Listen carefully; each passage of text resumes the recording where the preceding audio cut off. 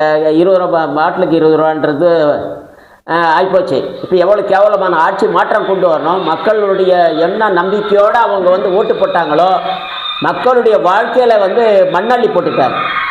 தாவேக கட்சி வந்து தலைமை ஏற்ற பிறகு மண்ணள்ளி போட்டுட்டாங்க. பாலியல் பலாத்காரம், கொலை, கொள்ளை, வன்முறை திமுக ஆட்சியில் நடந்ததை விட அதிகமாக இன்றைக்கி வந்து தாவேக தலைமை ஏற்ற பிறகு தமிழ்நாட்டில் வந்து மக்கள் வந்து நிறைய நிம்மதி எழுந்துட்டாங்க. இவங்க ஏன் பார்த்து தெரியாதனமாக ஓட்டு போட்டுட்டோமே, தவறு பண்ணிட்டோமே அப்படின்னு. இந்த நிலைமை இப்போ வந்து ஆட்சி பொறுப்பேற்று 25 நாளாகுது.